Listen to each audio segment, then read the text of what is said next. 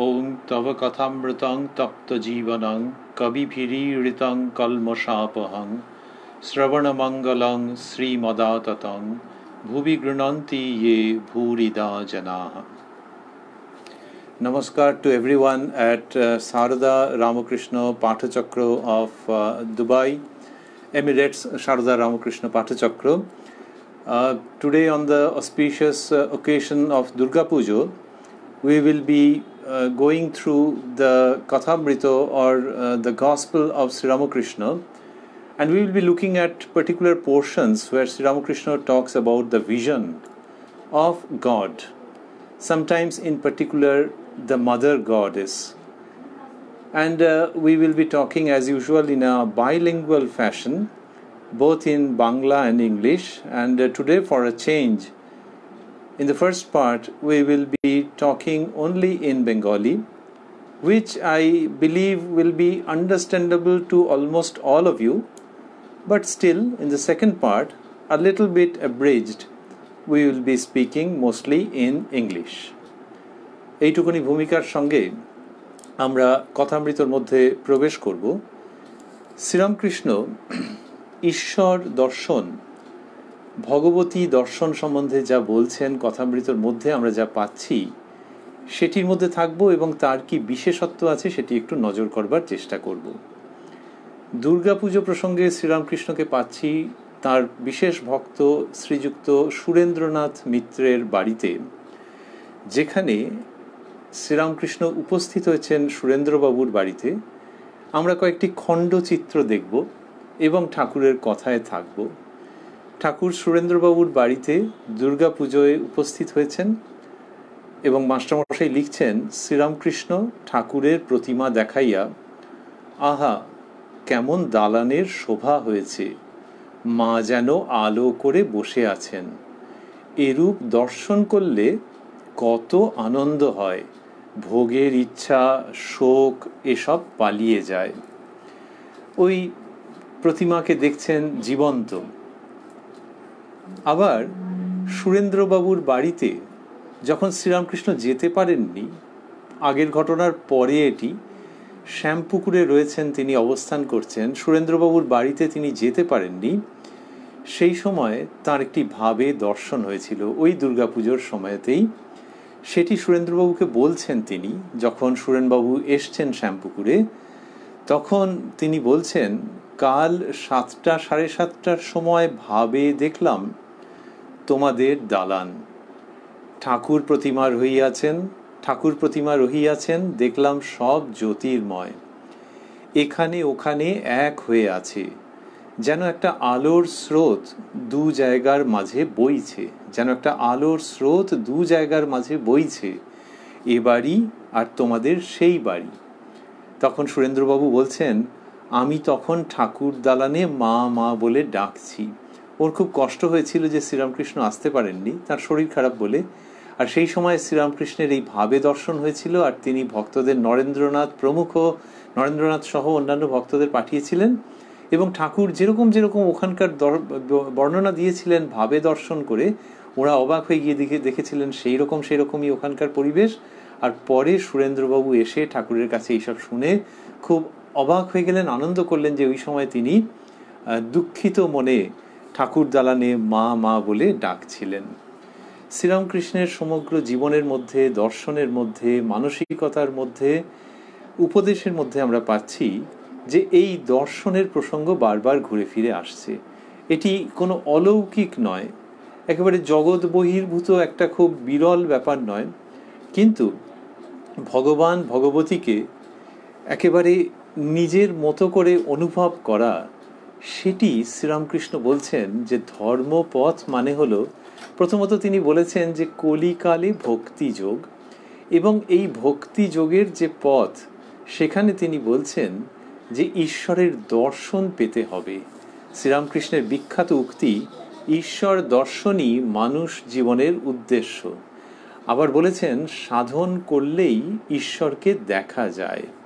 তাহলে এই যে ঈশ্বর দর্শনই মানুষ জীবনের উদ্দেশ্য, ওইখানে যেমন মানুষকে ভক্তিপথ অবলম্বন করবার উপদেশ দিয়েছেন তিনি, যে বেশিরভাগ মানুষ কলিকালে ভক্তিপথের উপযুক্ত, নারদীয় ভক্তি, আর সেই সঙ্গে ভক্তিপথে যে কেউ আছেন সেটি তিনি বুঝবেন কি করে, ঈশ্বরকে দর্শন করা যায়, এই কথাটাতে শ্রীরামকৃষ্ণ ঘুরে ফিরে আসছেন। এটা কোনো আবেগের কথা নয়, এটা কোনো যুক্তি বহির্ভূত ম্যাজিক নয়, কিন্তু ঈশ্বরকে দর্শন মানে হচ্ছে যে একটা নির্দিষ্ট লক্ষণ যে হ্যাঁ, ভগবত পথে কেউ এগোচ্ছেন।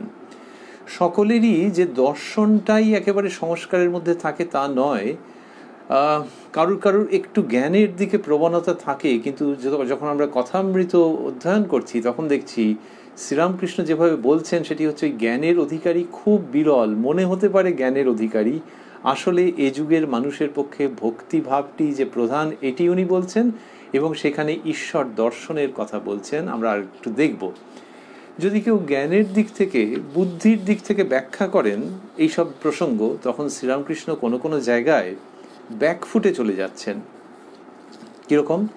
মাস্টারমশাই একবার গিয়ে বলছেন যে একজন বিশেষ মানুষ তার বাড়িতে দুর্গাপূজায় তিনি গিয়েছিলেন, এবং সেই মানুষটি মা দুর্গার আবির্ভাব, দুর্গাপুজো সম্পর্কে ব্যাখ্যা করছিলেন। ঠাকুর শ্রীরামকৃষ্ণ বলছেন, কীরকম বলো দেখি।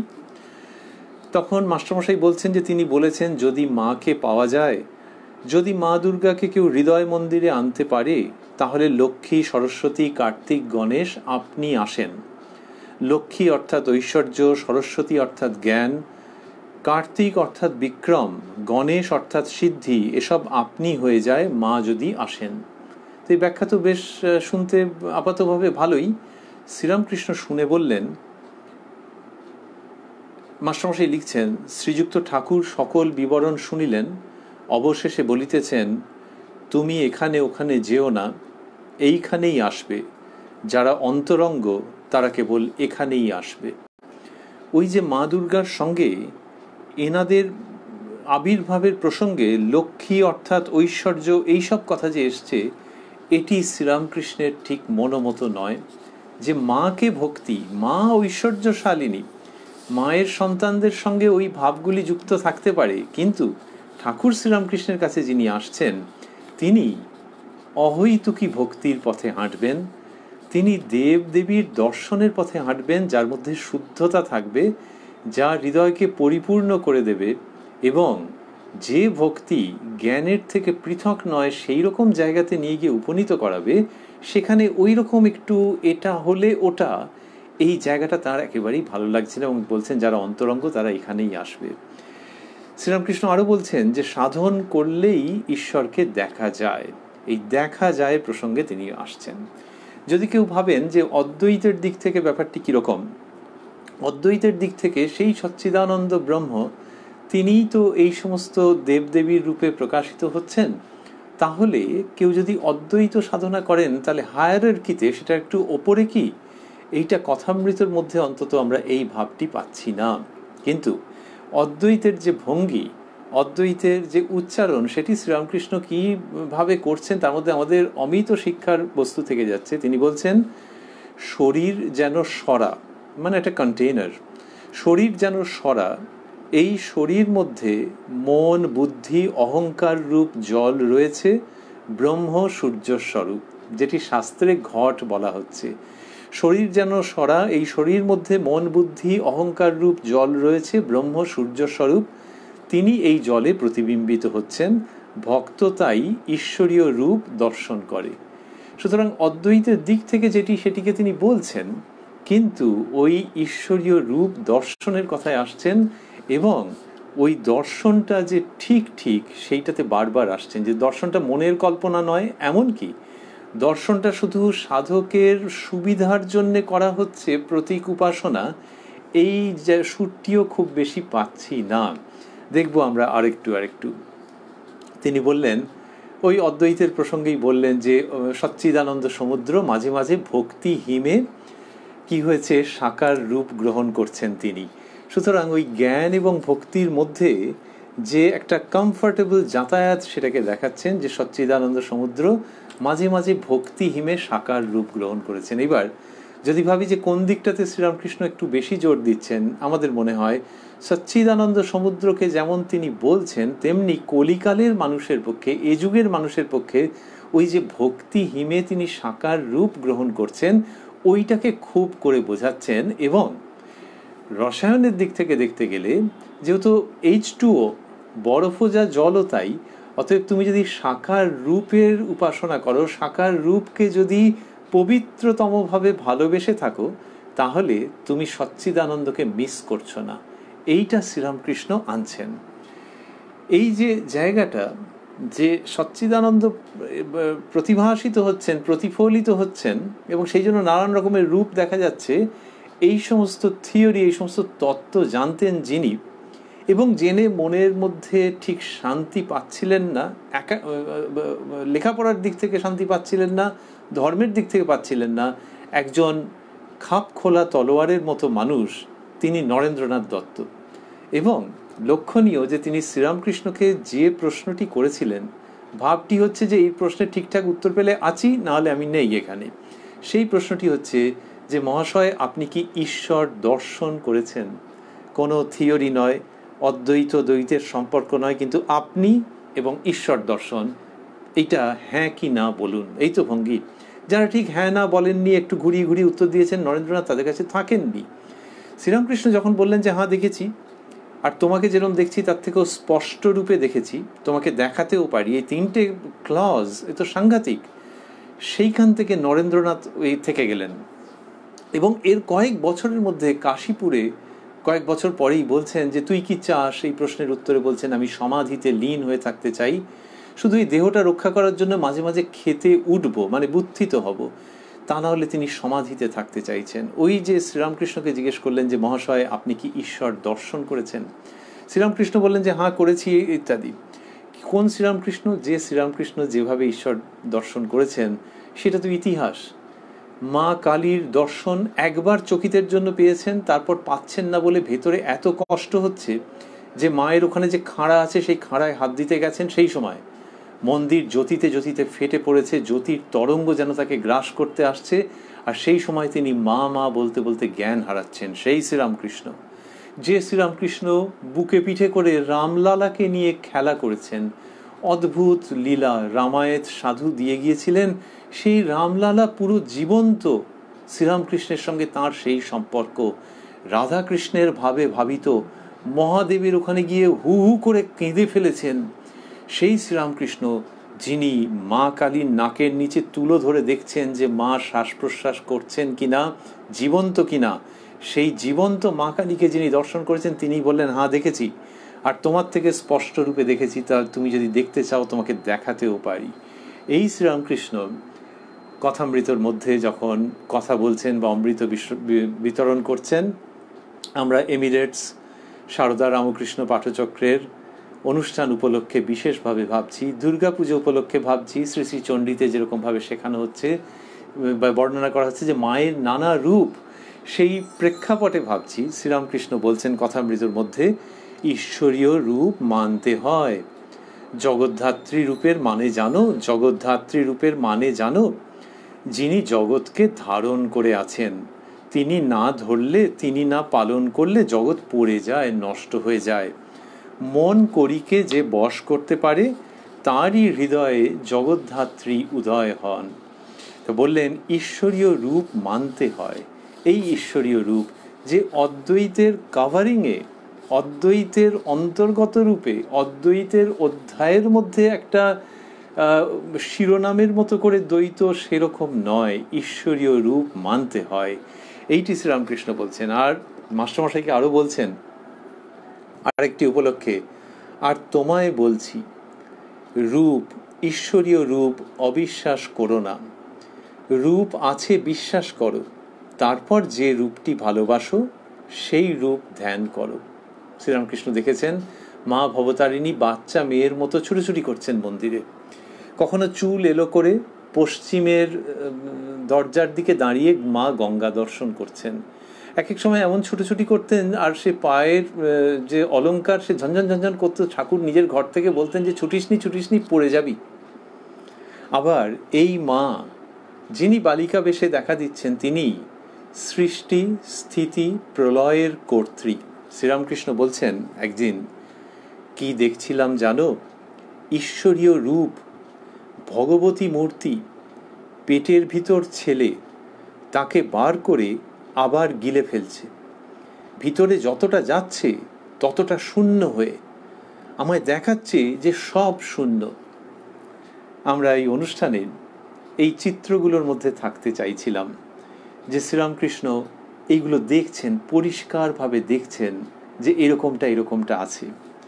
আরেক দিনের বর্ণনা, মাস্টারমশাই লিখছেন, ঠাকুর সমাধিস্থ, অনেকক্ষণ ভাবাবিষ্ট হইয়া বসিয়া আছেন, দেহ নড়িতেছে না, চক্ষু স্পন্দহীন, নিঃশ্বাস পড়িতেছে কি না বুঝা যায় না।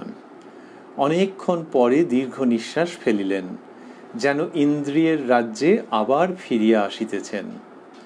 শ্রীরামকৃষ্ণ, তিনি শুধু নিরাকার নন, তিনি আবার সাকার। তাঁর রূপ দর্শন করা যায়। এটি শ্রীরামকৃষ্ণ দর্শনের বা শ্রীরামকৃষ্ণ উপলব্ধির অনন্য বৈশিষ্ট্য। এই যে তিনি, শ্রীরামকৃষ্ণ এই তিনি বলতে এমন একজনকে বোঝাচ্ছেন যিনি কখনো নিরাকার, কখনো সাকার, কখনো আরও কত কি। এটি একটি নতুন সুরের মতো সংযোজিত হচ্ছে ভারতবর্ষের আধ্যাত্মিকতার বিশাল যে স্প্যান, বিশাল যে প্রসার, তারই মধ্যে।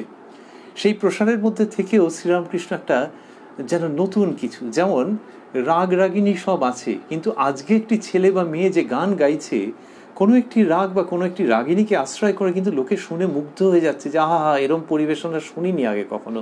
শ্রীরামকৃষ্ণ ধর্মক্ষেত্রে ঠিক তাই করছেন। তো তা বললেন যে তিনি শুধু নিরাকার নন, তিনি আবার সাকার। তার রূপ দর্শন করা যায়, ভাব ভক্তির দ্বারা তার সেই অতুলনীয় রূপ দর্শন করা যায়। মা নানা রূপে দর্শন দেন। দুর্গাপুজোর শুভ অবসরে, শুভ সময়ে আমরা এসব ভাবছি। আর ওই যে বললেন মা নানা রূপে দর্শন দেন, তো তিনি তো মা দুর্গা, মা কালী, মা জগদ্ধাত্রী, মা সরস্বতী ইত্যাদি, এই নানান রূপ আছে। আর শ্রীরামকৃষ্ণ ওই যে বলছিলাম, প্রচলিত রাগ রাগিনীতে শুদ্ধ নবীন সুর ও ব্যঞ্জনা এবং গায়কী। তিনি বলছেন, কাল মাকে দেখলাম গেরুয়া জামা পরা, মুড়ি সেলাই নাই, আমার সঙ্গে কথা করছেন। মাকে দেখেছেন গেরুয়া জামা পরা, আবার এতটাই ডিটেলে দেখছেন যে সিমলেস, মুড়ি সেলাই নাই, আমার সঙ্গে কথা করছেন। তারপর আরও বিস্ময়, আর একদিন মুসলমানের মেয়ে রূপে আমার কাছে এসেছিলেন, মাথায় তিলক কিন্তু দিগম্বরী, 6-7 বছরের মেয়ে, আমার সঙ্গে বেড়াতে লাগলো ও ফচকিমি করতে লাগলো। বলছেন মুসলমানের মেয়ে রূপে মাকে দেখেছেন। হৃদের বাড়িতে যখন ছিলাম গৌরাঙ্গ দর্শন হয়েছিল, কালা পেড়ে কাপড় পরা। এই যে শ্রীরামকৃষ্ণ বলছেন, এগুলি কি জন্যে? ওই ভক্তদের কাছে ওইটি আনবার জন্য যে ওগো তাকে দেখা যায়। তুমি যদি শুদ্ধ মন নিয়ে তাকে ডাকো, তাহলে যেমন যেমন মূর্তির মধ্যে তুমি পাচ্ছ, যেমন যেমন শাস্ত্রের রূপের বর্ণনা আছে, সেই রকম ভাবেই তিনি এসে দেখা দেবেন। ওই রূপ, তাতে বিশ্বাস করো।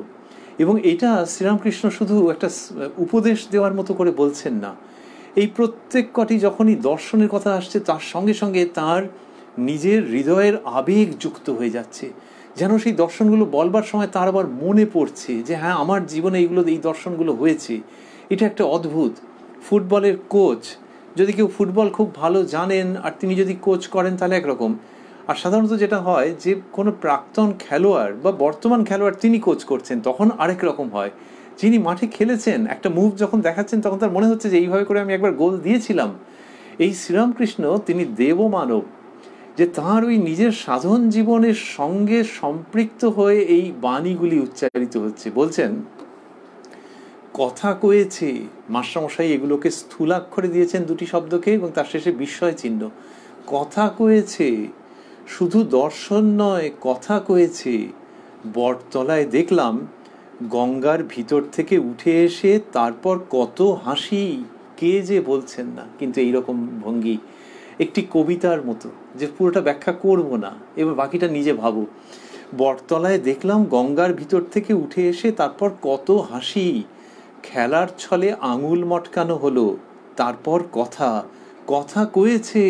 আবারও বিস্ময়, এবং মাস্টারমশাই বোল্ড ফন্টে দিচ্ছেন। এই যে নিজেই বলছেন যে কথা কয়েছে, এখন সেটি কে? মনে হয় মা ভবতারিণী, কিন্তু বোঝা যাচ্ছে না যে কোনো দেবতা না দেবী। এবং বলছেন খেলার ছলে আঙুল মটকানো হলো, ঠাকুরের আঙুল মটকে দিচ্ছেন তিনি, এই এতটা ভিভিড।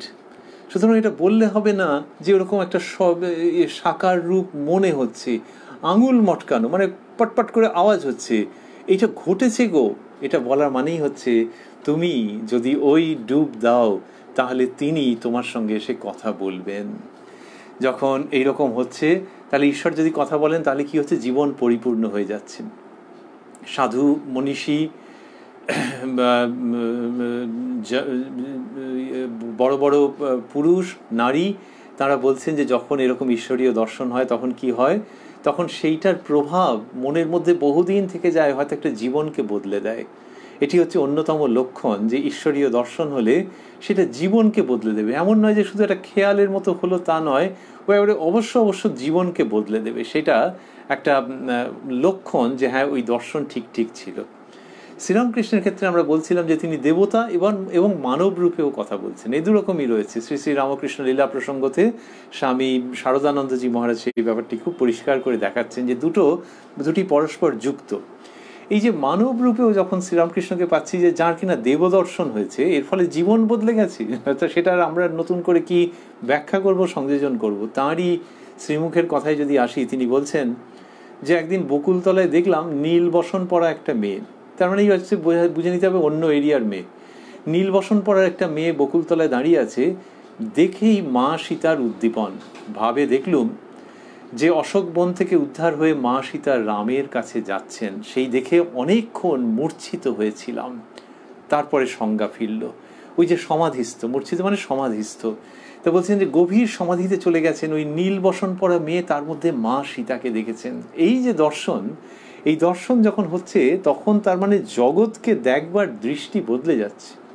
ওই যে নীল বসন পরা মেয়ে, লোকেরা বলে, মানুষ পণ্ডিত ব্যক্তিরা বলেন যে ওই পেশাটা নাকি মানব সভ্যতা যতদিনকার ততদিনেরই, এবং ওই পেশায় যারা থাকেন তারা জগতের সবচেয়ে দুঃখী মানুষদের অন্যতম। শ্রীরামকৃষ্ণ সেই রকম মেয়েকে দেখে মা সীতাকে দেখছেন। এই যে কোন নতুন পৃথিবী তিনি নিয়ে আসছেন আমরা বুঝতে পারি না। দুর্গা পুজো, অকাল বোধন, তখন আমাদের এগুলো মনে পড়ে যে বকুলতলার ঘাট, ওই যে মা শারদার যে নহবত তার কাছেই যে ঘাটটি, সেই বকুলতলার ঘাট, তখন একটা নীল বসন পরা মেয়ে, তার মানে এরকম একটু রংচং করেছে, ইতিউতি তাকাচ্ছে, হয়তো ঠাকুর খুব ইঙ্গিতে বলে দিলেন। সেই মেয়েকে দেখে যদি মা সীতার উদ্দীপন হয় তাহলে নিশ্চিতভাবে সেটি একটি অকাল বোধন। শ্রীরামকৃষ্ণের দর্শন মানে আমাদের জীবনে ওই অকাল বোধনের মঙ্গল শঙ্খ ধ্বনিত হচ্ছে। আবার বলছেন চূড়ান্ত কথা প্রায়, কালীঘরে ধ্যান করতে করতে দেখলুম রমণী খানকি। রমণী বলে একজন ছিলেন, তো সেই তাঁকে দেখেছেন এবং তিনি প্রস্টিটিউট। এইটি শ্রীরামকৃষ্ণ বলছেন যে কালীঘরে ধ্যান করতে করতে দেখলুম মানে তিনি সামনে যে এসেছেন তা নয়, এর পরের উক্তিতেই বোঝা যাচ্ছে। বললুম, মা তুই এই রূপেও আছিস। এইটা স্ত্রী জাতির প্রতি শ্রদ্ধা, প্রণাম, তাদেরকে ভালোবাসা, এই কোনো শব্দ দিয়ে আমরা কুল করতে পারবো না। যেখানে কালীঘর, শ্রীরামকৃষ্ণ যখন কালীঘর আছে, বন্যেরা বনে সুন্দর, শিশুরা মাতৃক্রোড়ে, সেরকম শ্রীরামকৃষ্ণ কালীঘরে। সেই কালীঘরে তিনি দেখছেন ওই মহিলাকে, আমরা বলি রেড লাইট এরিয়ার, আর এইখানে আধ্যাত্মিকতার গ্রিন লাইট ইলুমাইন করে দিচ্ছে, পুরো জায়গাটিকে ইলুমাইন করে দিচ্ছে। এবং সেখানে আমরা দেখছি তিনি বলছেন যে কালীঘরে ধ্যান করতে করতে দেখলুম রমণী খানকি। বললুম, মা তুই এই রূপেও আছিস। তাহলে দর্শন শুধু দর্শনের জন্য নয়, ওই দর্শনের মধ্যে দিয়ে ভেতরে গভীর আনন্দ হচ্ছে, আধ্যাত্মিকতা যে সঞ্জীবিত হয়েছে সেটি বোঝা যাচ্ছে। আর তার বাইরের দিকের কি প্রকাশ, যে ওই মেয়েকে দেখছেন, আমরা বলি অন্য রকম, আর শ্রীরামকৃষ্ণ অন্য রকম দেখাচ্ছেন। কিরকম? মা ভবতারিণী। বললুম, মা তুই এই রূপেও আছিস। অতএব শ্রী শ্রী রামকৃষ্ণ কথামৃত যখন পড়ছি তখন দেখতে পাচ্ছি যে এর মধ্যে যেমন দ্বৈত ভাবের দর্শনের শতমুখে প্রশংসা রয়েছে, অনুমোদন রয়েছে, সেই সঙ্গে এটি থেকে যাচ্ছে যে ভক্তি পথে যদি তাঁর প্রতি মন নিবিষ্ট করে দেওয়া যায়, সে মা ভবতারিণীর প্রতি, মা দুর্গার প্রতি, রাধা কৃষ্ণের প্রতি, মহাদেবের প্রতি, বাল গোপালের প্রতি, যার যিনি ইষ্ট, পূর্ব পশ্চিম উত্তর দক্ষিণ ভারতবর্ষ কত শত দেবদেবী, কিন্তু শ্রীরামকৃষ্ণ শেখাচ্ছেন যে তার প্রতি যদি মন পুরো সমর্পিত করে দেওয়া যায়, তাহলে ভক্তিভাবের চূড়ান্ত বিকাশ কখন, যখন কিনা মানুষ তার দর্শন পাবে এবং জগৎময় তাকে দেখবে। জগৎময় তাকে যখন দর্শন করবে তখন সেটির পরিপূর্ণ পরিণতি। আর এরকম যদি হয় তাহলে মানুষের জগৎকে দেখবার দৃষ্টিভঙ্গি বদলে যাবে। স্বামীজি বলছেন খলরূপী Narayan, লুচ্চরূপী Narayan.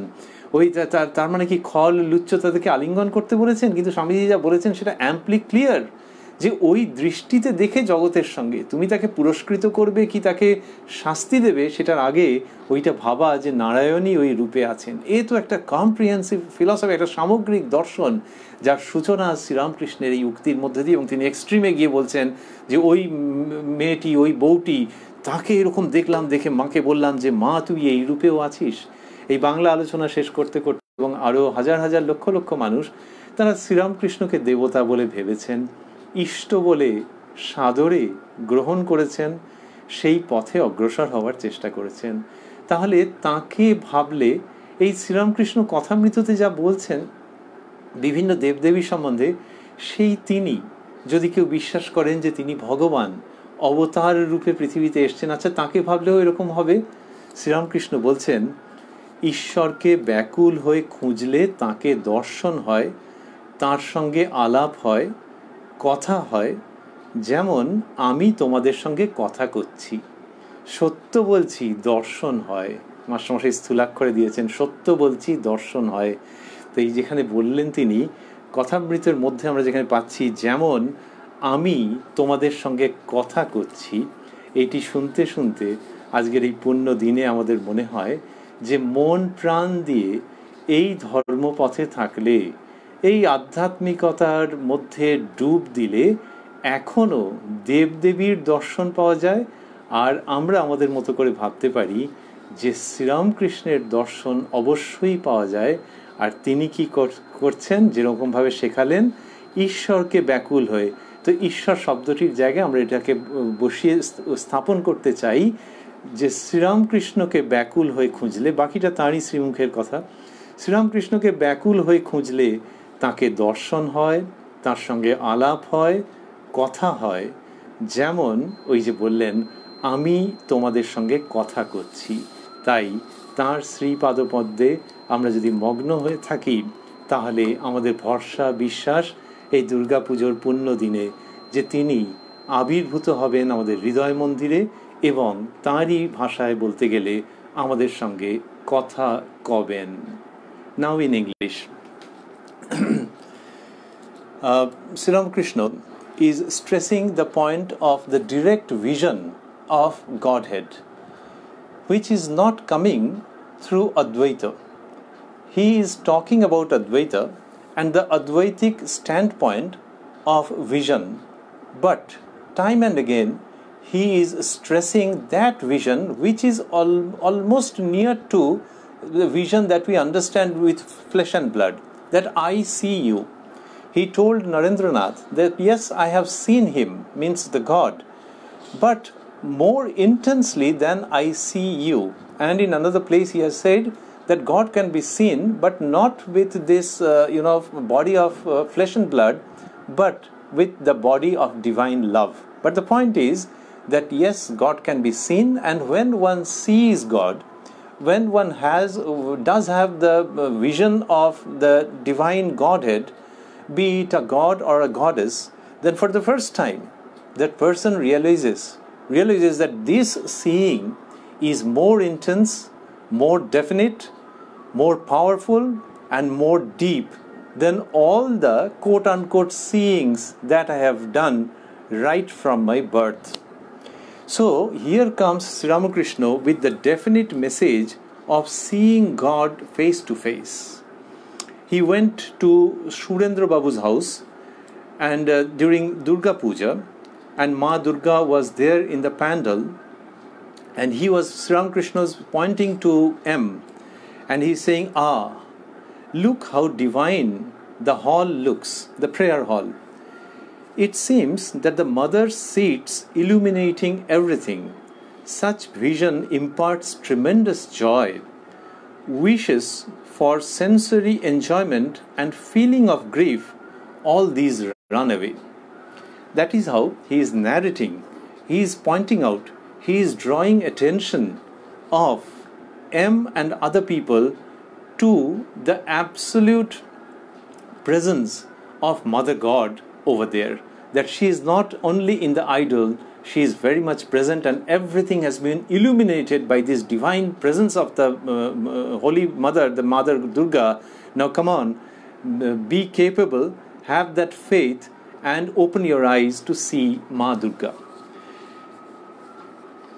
Someone was explaining the significance of Ma Durga, and this M was narrating to Sri Ramakrishna at Dakshineshwar. Sri Ramakrishna said, yes, what have you heard over there? Then M was saying that yes, it was a nice explanation, and that gentleman, a renowned person, he was talking about Ma Durga, Mother Durga, and he was saying that if you can bring Ma Durga in your heart, if she abides in your heart, then what will happen is that automatically Lakshmi, Saraswati, Kartikeya and Ganesha will come. Lakshmi stands for wealth, Saraswati knowledge, Kartika valor or strength, and Ganesha success. So if you can bring Ma Durga, then all of them will follow. Sri Ramakrishna was not quite at home with this standpoint, because the religion, the spirituality he taught was never pointed at all toward material gain, material satisfaction. So when one says that Lakshmi, that means wealth will automatically come, then Sri Ramakrishna doesn't take it. He tells M that, see, you people who belong to the inner circle should not go hither and thither, as we say, shouldn't go hither and thither. Come here alone. Those who are in the inner circle, don't go hither and thither, come here alone. So he was protecting the devotees that those explanations have the smell of material pursuits, material wishes, material motives. So let us talk about gods and goddesses with the purest of intention. Sri Ramakrishna says that the goal of human life is to have the vision of God. In the Gospel, it's clearly articulated. Have the vision of God. Now the elders have explained that the vision of God brings along with it one definite thing, and that is the lifestyle gets changed. So that is one hallmark of genuine feeling of God. When one has had the genuine vision of God, then the lifestyle gets changed, and that feeling lingers for a long period. Maybe it remains with the sadhaka or the sadhika throughout the life. And Sri Ramakrishna says that having the vision of God is the goal of life. He says that one can definitely see God through sadhana. Coming to Advaita, that hierarchy, that from Dvaita to Vishishtadvaita to Advaita, Sri Ramakrishna accepts this hierarchy, but with a note. That is, one who is Advaita, one who is the formless, is also with form. This is a peculiar, curious, notable articulation of Sri Ramakrishna, that he or she, in Bengali, tini, could be he or she, is both with form and is also formless. That means this form and formless come under something. That is what Sri Ramakrishna says. And not only form and formless, but something more also, which you won't be able to articulate. In other words, infinite are the possibilities, of which this Dvaitic standpoint is equally viable. So if you are a Dvaiti, if you are fond of gods and goddesses, you have a Ishta or a chosen ideal, then my friend, you are not missing anything. He says that, you know how it's Satchidananda is like the limitless ocean, and at places that ocean has taken shape due to the coolness of bhakti in the devotee's heart. That is a beautiful poetic expression, that the coolness of bhakti in the devotee's heart makes the Satchidananda. The Satchidananda voluntarily takes form, solidifies at places due to the coolness of the devotion in a devotee's heart, and there you come to the God with form. Meaning that if you have arrived at God with form, then make no mistake that you have arrived at the right thing. He does not necessarily push the matter to Advaita. This is the beauty of Sri Ramakrishna, and he says, in a way, for completeness of the whole issue, that when the sun of knowledge arises, then the form once again melts into that formless Satchidananda. But once again, sharing with you that this Dvaita standpoint, if you have arrived at God with form, then you are with that Satchidananda. That is what Sri Ramakrishna says. Now coming to some of his messages in the kathamrita or the gospel, he says, one should admit of and appreciate divine forms. Do you know the meaning of the form of Jagadhatri? One who is bearing the universe. If she doesn't bear, if she doesn't rear, then the universe falls apart, gets spoiled. One who can control the mind, which is comparable to an elephant, in his or heart, Jagadhatri manifests herself, hinting that this form of Jagadhatri is true, and my son or my daughter have faith in that. I am telling you in particular, he tells M in one place, I am telling you in particular, don't disbelieve divine forms. This is such a sweet request. Don't disbelieve divine forms, because M was fond of, at a time, he was fond of the formless as worshipped in the Brahma movement. So he said, I am telling you in particular, don't disbelieve divine forms. Believe that forms are true. After that, meditate on the form which you love. You know what I have seen one day?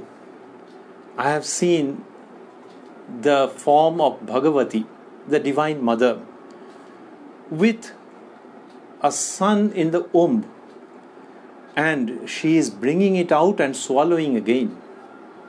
He says that I have seen it. What is the purpose? Not to narrate that he has seen it, he has had such divine visions, but to once more underline, highlight the issue that God can be seen in various forms. One day he tells, he is not only formless but with form as well. As I was sharing with you, he means who? Formless? No. Form? No. Someone under whom this form and formless do reside. He is not only formless but with form as well. He can be seen with form. One can have his exquisite and incomparable vision through bhava and bhakti. In English, we are saying him. So let's say him or her everywhere. One can have his or her. One can have his exquisite and incomparable vision through bhava and bhakti. Mother grants her vision in different forms. Saw mother yesterday. Then he is once again narrating about his very personal experiences, which has something for everyone. Saw mother yesterday, clad in a seamless saffron cloth. She was talking to me with much joy, Sri Ramakrishna says. Another day, she came to me in the form of the daughter of a Musalman, naked, sporting a tilak on her head. 6 or 7 years old, she started strolling and frisking with me. That young girl of 6 or 7 years. I had the vision of Gauranga when at Hriday's house. He was wearing a black bordered cloth. And then he takes much joy in talking about someone of whom we are not sure. In Bengali he says, Kotha koeche. Now is that a male form or a female form? We are unable to make out, but it seems that the Divine Mother. That way the English might go this way. Sri Ramakrishna says, she has talked to me, and M has put it in bold fonts with a mark of exclamation at the end. She has talked to me. It was not just a vision. She actually talked to me. Near the banyan tree, she came up from under the Ganga, and then there was such laughter. She cracked my fingers playfully. Then there was talk. Yes, she talked to me. That is what Sri Ramakrishna says. And in Bangla we were saying just some time back that all these visions have two aspects. One is that Sri Ramakrishna says that in Kali Yuga, in the present age, mostly people have a body-mind complex which is very suitable to the Bhakti Path, Bhakti Marga, the path of devotion. The path of Jnana is not suited in general for the people of the present age. That is what we find in the Gospel spelt out clearly. He doesn't demean Advaita or the path of Jnana, but he says that very rare are the person capable of attaining that stage. So, two aspects. One is that you are on the true path of devotion, and the correct path of devotion is brought about by your visions, spiritual experiences and visions. Sri Ramakrishna is talking about divine visions. If someone says that divine visions sometimes happen out of hallucination, sometimes there are over enthusiastic and emotional people who will time and again say that they have had visions. So why talk about visions? Then that's not proper, because in other cases also people might talk about Advaita without knowing anything about it, or enjoying some academic flavor in the whole thing, that it is highly intellectual to talk about Advaita. So these are aberrations which are possible and which do happen in all paths. But Sri Ramakrishna is particular about that in this Kali Yuga, my friend, my son and my daughter, note that people are tuned to Bhakti Yoga. Bhakti Yoga is the dharma of this Yuga, Bhakti Juga Dharma. So this is one aspect, that this vision is a definite proof in the path of your realization. And the other one is that the visions do change your life. Sri Ramakrishna says that when bhakti has ripened, you have reached the culmination of this whole exercise, then you start seeing your Ishta, your chosen ideal, everywhere. So that is the finer point, that is the highest peak of bhakti, that not one unbroken stream of consciousness, they will not talk in that language, but Sri Ramakrishna says that your Ishta everywhere, wherever you see, your Ishta will be visible. Now, that is another aspect of the whole thing, that this vision, when you have this vision, that means you will start seeing him or her everywhere. Sri Ramakrishna says, and that changes life. That changes life for you, and that changes everything for the society in which you are residing. You are a better man for the society and for the entire world that way. Sri Ramakrishna says, while meditating at the Kali temple, I saw the prostitute lady Ramani. Saw means how? That is brought about in the next sentence. And I said, Mother, you have assumed this form also. That means either he has seen Ramani or he has seen Mother in that form. In either way, it's wonderful, it's novel, it's fascinating, it's bringing a new sunshine. He says, and I said, Mother, you have assumed this form also. So, when one has the vision and one is not satisfied only with that, one is not only sermonizing about that, but one who says that I have seen the Divine Mother in that form also. So that means the world changes for such a person. So this divine vision has something to do with our quote-unquote well-being, the spiritual well-being of the self, the spiritual well-being of the whole universe. This much for the visions that Sri Ramakrishna is talking about. And in the end, if we think that, well, Sri Ramakrishna has taught about these divine visions, and for one who has accepted Sri Ramakrishna, who has felt himself or her blessed to see Sri Ramakrishna as the chosen ideal, as the Ishta, as the God descended on this earth. For her, what is the message? That supposing someone thinks that for him or her Sri Ramakrishna is the God, then can we have his vision? That Sri Ramakrishna who is talking about the vision of gods and goddesses? With that we will end this talk. We find that Sri Ramakrishna says, if you search for God, in the Gospel he tells in one place, if you search for God with intense yearning, then you can have his vision, get familiarized with him, can talk to him like I am talking to you. I am telling you the truth. You can have his vision. So in this small utterance, but very sweet, very significant utterance, when he says that like I am talking to you, that brings us a new beacon of hope, a new invitation to the spirituality of this new normal. And what is this new normal?